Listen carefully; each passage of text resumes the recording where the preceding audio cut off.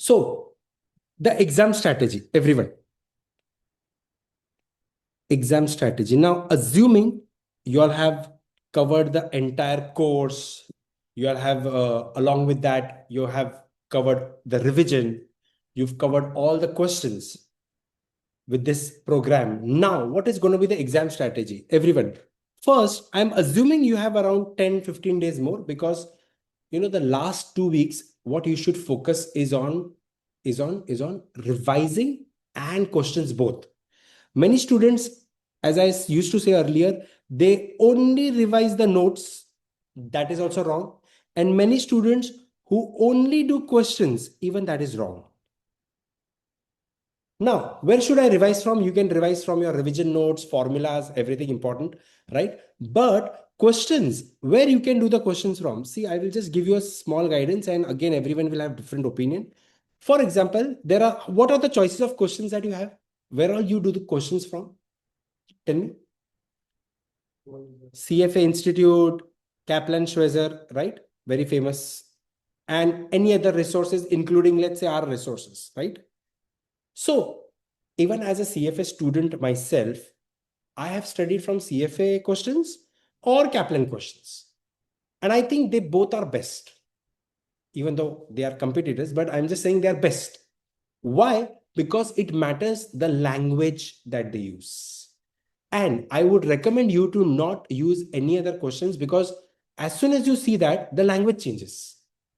Especially topics like ethics, the way they frame the sentence, it's so different, right? So I don't recommend you to do any homemade questions. Pick up only those questions where the language is same as CFA Institute or Schweizer, because the first time I gave my CFA level 1 exam is in 2009. Till that, I mean, from that day till now, I can tell you that the language of Institute and Schweizer is almost same. In fact, Schweizer language is more simpler.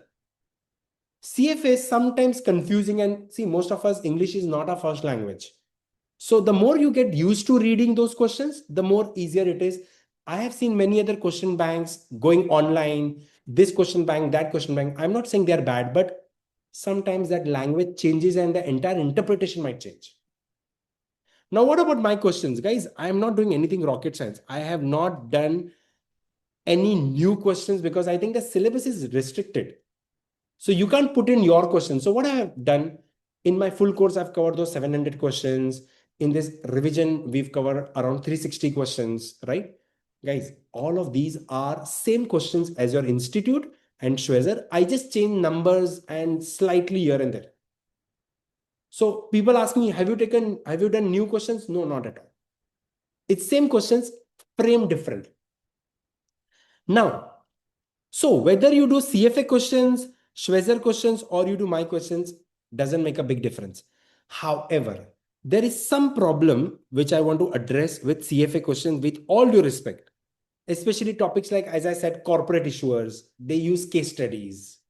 They use, which is not our level 1 structure, right? So CFA questions, guys, carefully do that. And CFA also, what are the resources that you have in CFA questions? Those end of the chapter questions, right? Which you have in learning ecosystem. Plus you have those 2 mocks, right? Free mocks. And then you have the practice pack, which is where you have practice pack is where you have around 1,000 questions and 6 mocks extra, right? How many mocks extra you have? 6, right? Okay, that is for paid, around $300-400, right? Okay, guys, out of this, I will just give you a guidance that yes, end of the chapter questions doing is important. But you know what? Sometimes you have to carefully select because not all questions are exam oriented. Second, those 2 free mocks, definitely you should do. And while you do so, your score is going to be not so good. Be ready for it because they mentally want you to be prepared at 1 notch up. So the mocks are going to be a bit difficult.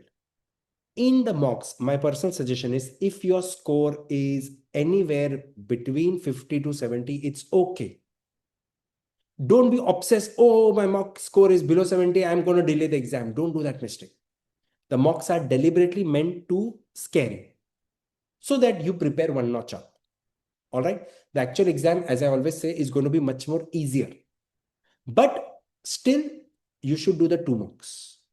As soon as you do the 2 mocks, guys, you should repeat those 2 mocks again after one revision and see the improvement that the revision is helping or not. Because then when you revise, you're thinking, oh, this was my mistake, I skipped it. This was my mistake, I skipped it. I need to do that. So first give those 2 mocks, then revise, and then again do the 2 mocks. Everyone. Don't take the short decision by giving first mock that my alternative investment was low. So next time I'll only study that. My quants was bad. I'll only study that. Don't do that. Let you finish 2 mocks. Then on that average score, you analyze it. Also, try to give both the mocks at a sit for the stretch, part A, part B, both. The 2 hour 15 minutes, 30 minutes break, 2 hour 15 minutes without your phone, in a confined room. Those who are in face-to-face, you all can come to the class and do the mock. Everyone. Why? Because that tense environment, that discipline, when you go for the actual exam, the break is only 30 minutes. You won't even have time to go eat, relax. By the time you come out, exit, that checking happens, right? They will frisk you and all, like airport security, much more difficult than that. And by the time you come back again, all of that will be too much time consuming. So you will lose that. All right. Yes. So basically, guys, what my suggestion is that try to sit for that 5 hours so that you realize your physical capacity also. Okay. Perfect. Everyone. Yes. Now, in between, if you have any query, write it down and then ask me also. Okay. Now, by the way, anyone has any issues with regards to the CFA questions or practice pack or mock, anything anyone wants to ask, guys, online guys also, you all can unmute and ask me anything, everything.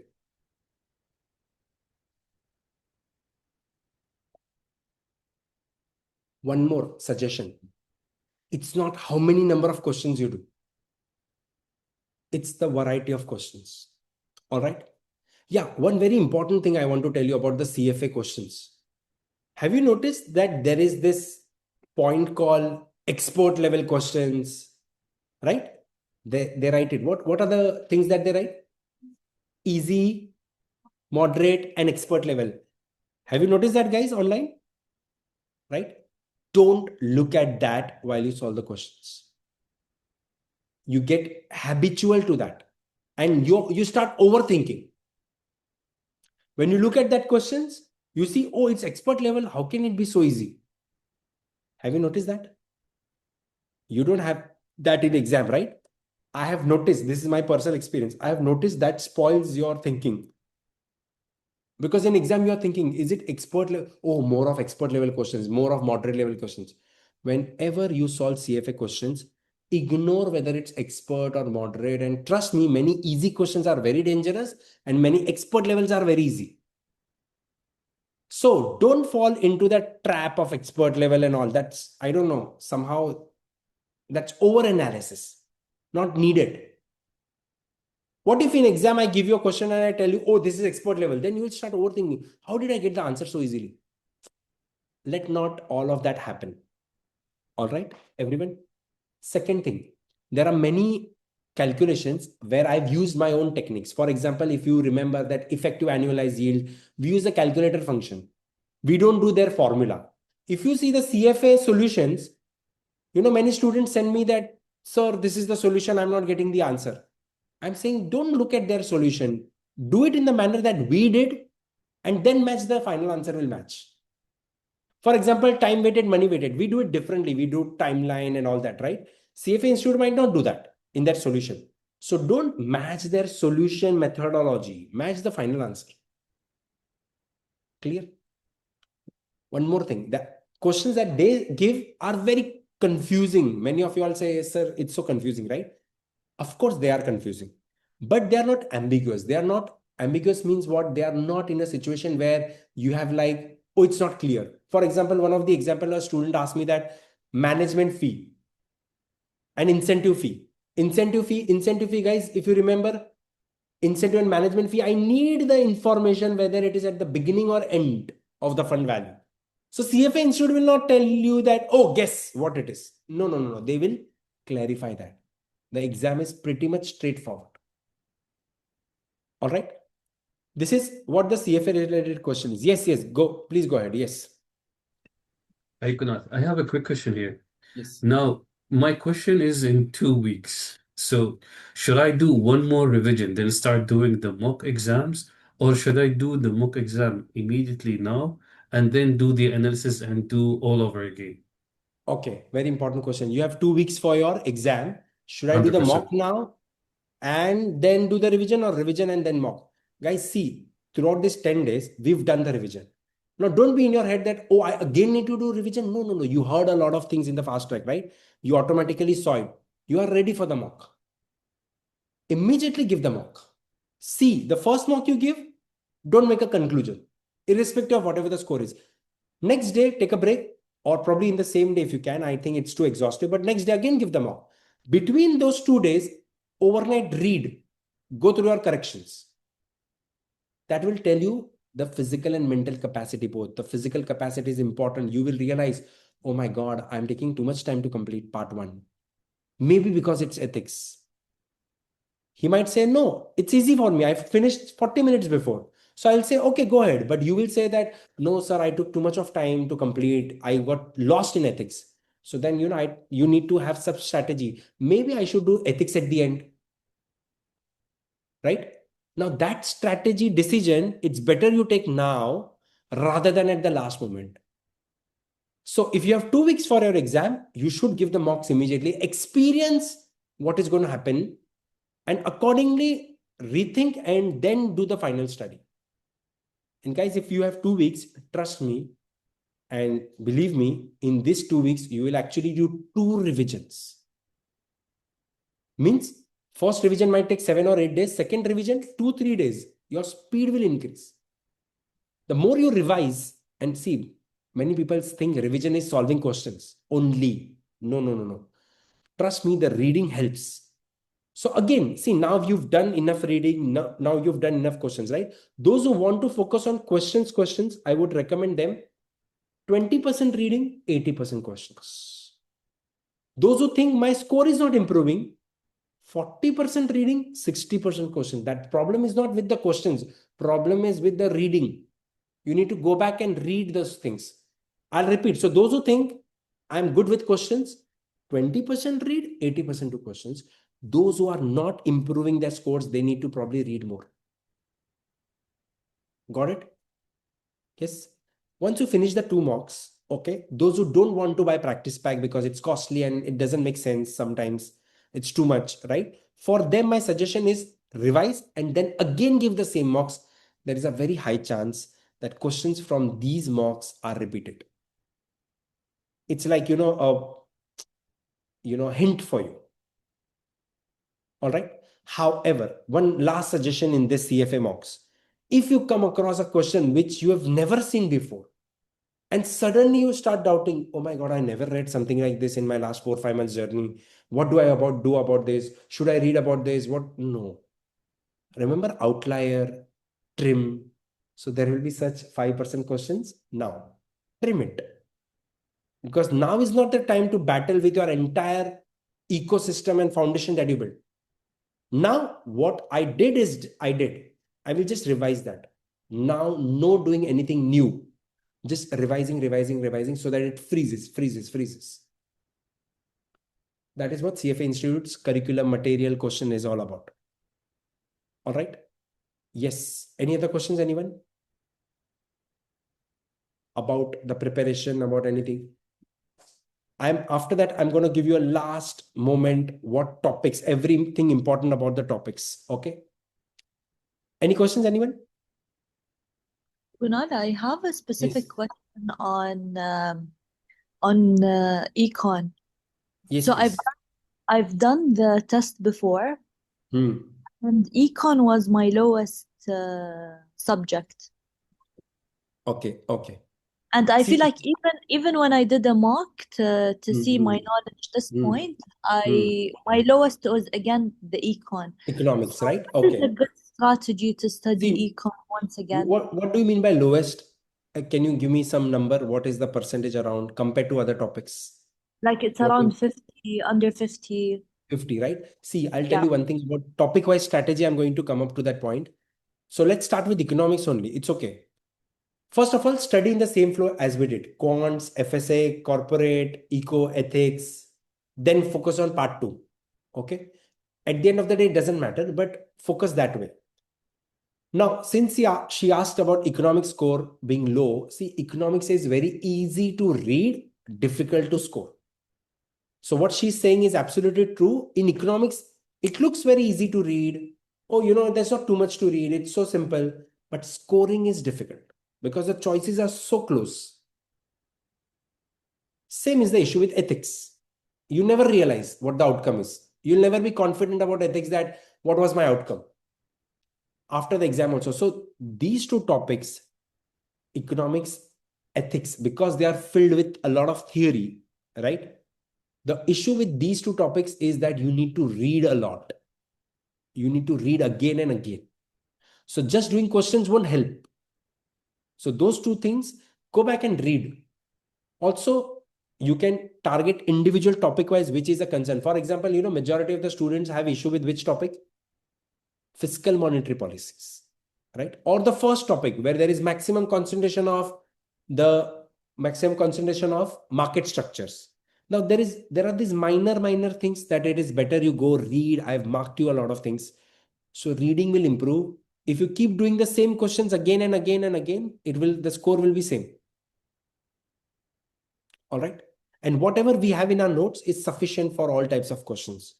So you can go back to our notes and read. Yes.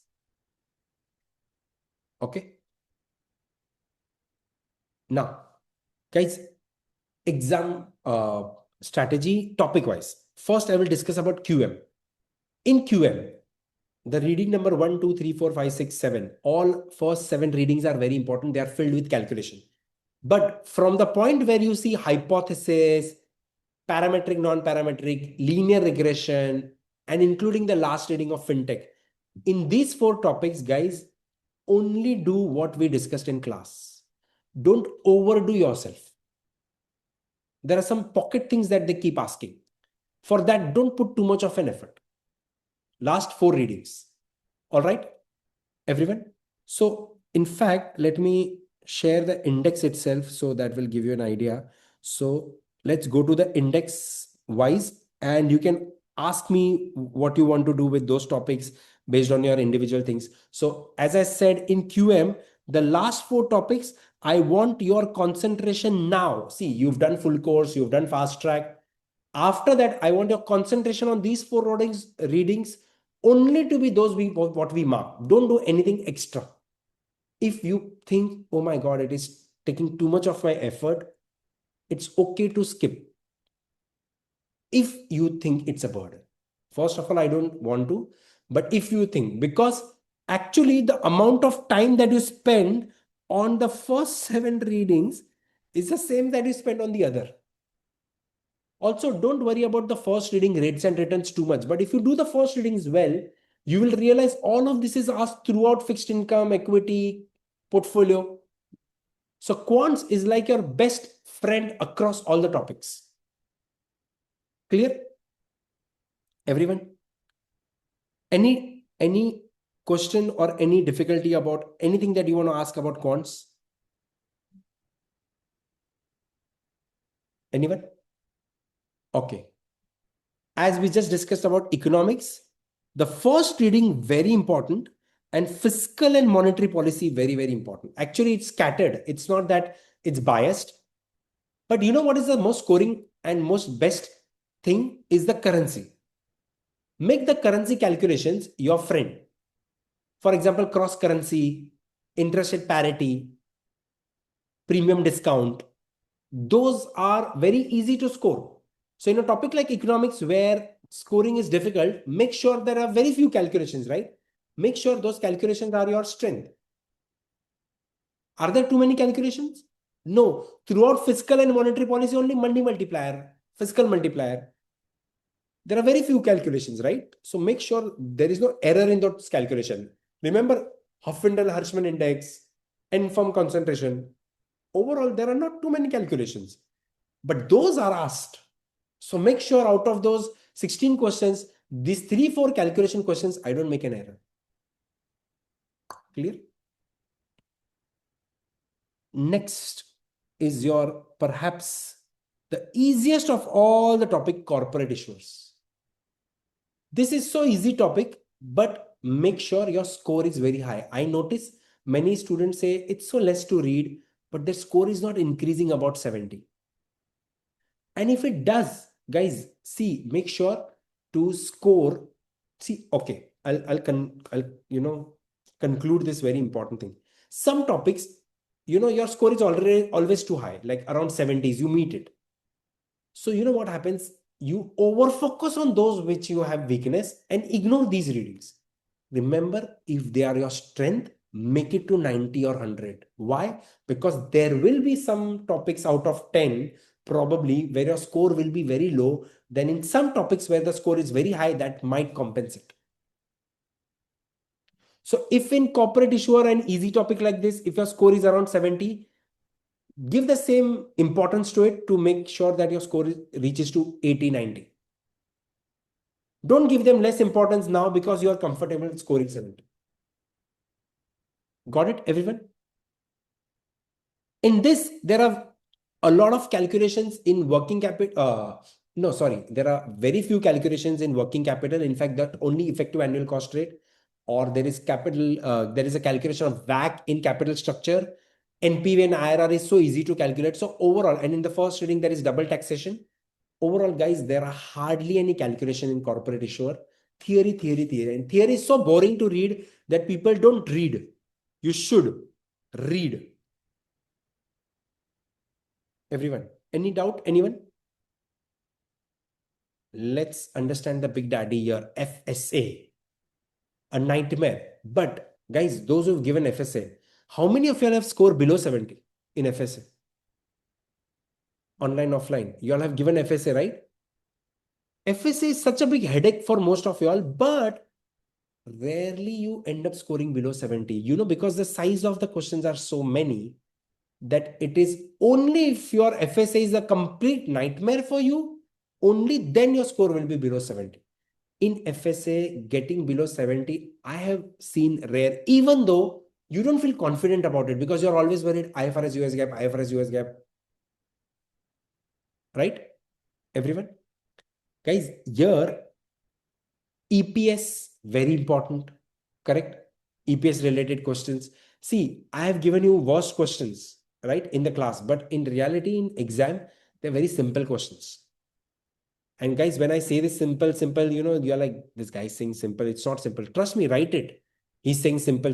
Actual exam is much more simpler. Operating cash flow, investing cash flows, inventory, LIFO liquidation. So impairment, write down, valuation allowance. These are fixed pockets that they ask.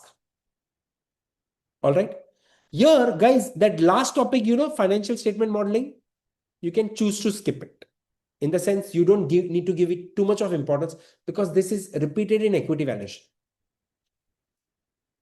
All right, everyone. Guys, I know in ethics, you're only going to do questions, but in the class, we've memorized or tried to memorize the code of conduct. So look at that code of conduct before you enter the exam. Hello, everyone. Immediately, you're going to see ethics, that 30 questions. So my suggestion, the reason I made you all write those code of ethics is that as soon as you enter the exam, read all the code. 1A, 1B. Oh, what does it talk? What does it talk? That is so fresh so that you enter, the code of conduct. So your mind is in that zone. So remember, before you enter the exam, because you're going to see first as ethics, it's better you remember the code. Don't over prepare. Just go through the code. Don't try to memorize it. Just go through the codes. Okay, this is this code. This is this code. This is this code. Clear, everyone? Look at those 5 places where we have quarterly, annually, right? Those 5 Ks. Yes. All done? Anyone has any issue with part 1 or any preparation with part 1? Guys, I notice people over prepare part 1 and therefore part 2 is sometimes ignored. Everyone. In part 2, guys, under equity in part 2, please notice that there are these three readings. These three readings in the middle: company analysis, past and present, industry and competitive analysis, company analysis forecast. Trust me, they are not so important compared to other readings. So put your effort in other readings more than these readings. In valuation, they ask you simple Gordon growth or dividend discount models, not too complicated. Not those 5-10 years multi-stage. If they do ask, maybe 2 or 3 years multi-stage. And we've done the worst questions in the class. So it's okay. So, but these three readings don't give too much of importance like linear regression and all. Just go through once, whatever we've underlined, only do that. Fixed income, even though there are 19 readings, the examination is not scattered. Remember the 5 volumes that I divided? The first 5 readings, guys, are all theory except the repo calculation. I'm very unfortunately saying that repo calculation is rarely asked. So the first 5 readings are just theory. You know, when you revise fixed income, you think, oh, 19 readings. First 5 readings, you'll finish in 30 minutes when you revise now. And if you skip that also, it's okay. You know why? You can directly start with valuation part. Yes. What should you do, guys? Those who are worried about fixed income, they should actually first start with valuation, right? Then they should discuss the risk return. Guys, as soon as you reach here, what will happen, you know? Everyone, the first part is automatically covered. The first 5 readings. Because all the theory discussion is already done when you do these 2 calculation part. The rest part, credit analysis, fixed income, securitization, don't overspend time. So guys, I would recommend you maybe entire fixed income, guys, when you're doing 1 hour for this revision, 1 hour for this revision, and you give your maximum time for the part in the middle. Part in the middle. So exclude the first 25%, last 25%, like a box and whisker plot. Look at the middle 50%, the interquartile range. Got it, everyone? Derivatives. In derivatives, guys, majority of the questions are going to be on forwards and then options. But swaps is just one-page topic, everyone. Many of the things of swaps are common. Derivatives is such an easy topic. Every aspect of that I've covered in the notes. I've made it in a tabular form. Read it. It won't take you more than 2 hours to revise entire derivatives. Options, the basic they ask. You know what basic they ask? The gain or loss in option, intrinsic time value, very basic calculation. They hardly twist anything there.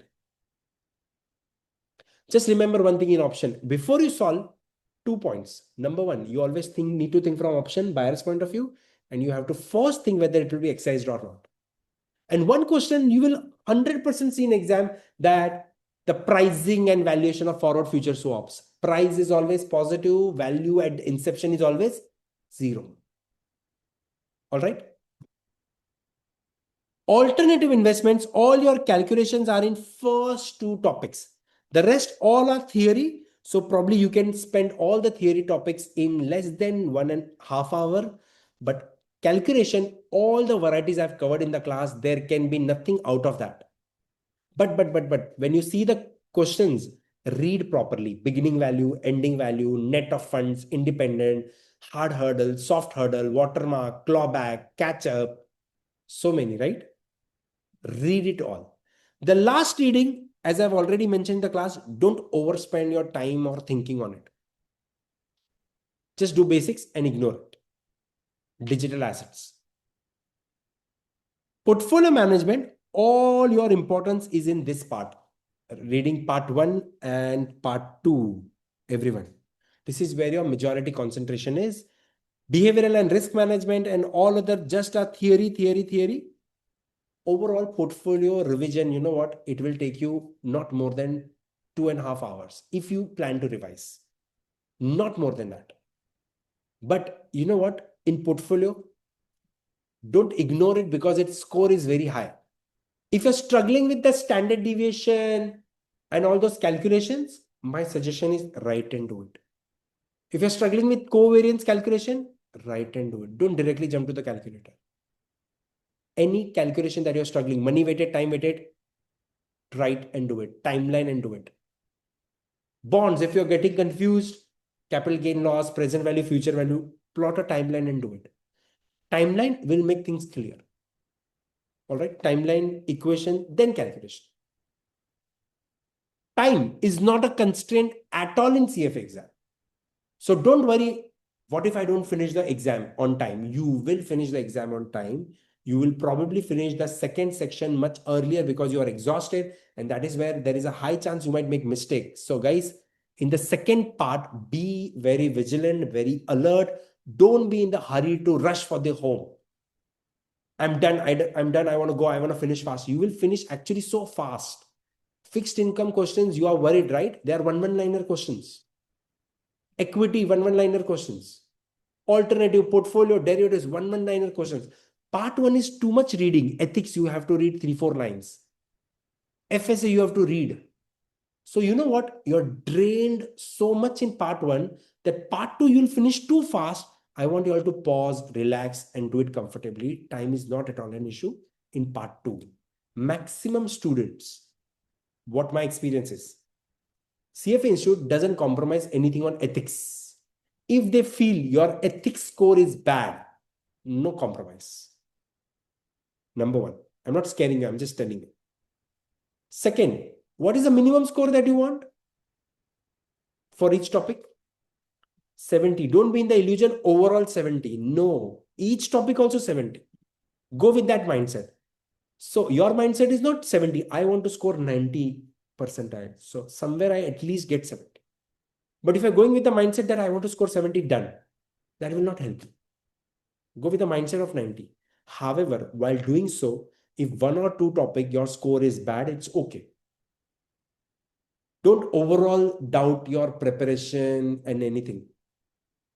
Plus, one stupidity that the institute does is that a couple of days before your exam, they will send you an email. Do you want to delay the exam, pay the fees and do it? Ignore that mail. All right? Report it to me. Correct? Don't fall for that trap. Don't ask your friend, are you giving the exam or not? Are you delaying? Your friend, she will call you, he will call you. You know what? I think November exam is difficult. Feb exam is easy. All of these illusion, ignore it right now. Now you've decided, you've worked hard. There is never again the same effort and time and moment. All right, so no doubt about it. Clear? What else? That's it. If you have anything, let me know. Any questions? Anyone, please let me know. Check, confirm. Yes. Anyone has any doubts, any questions?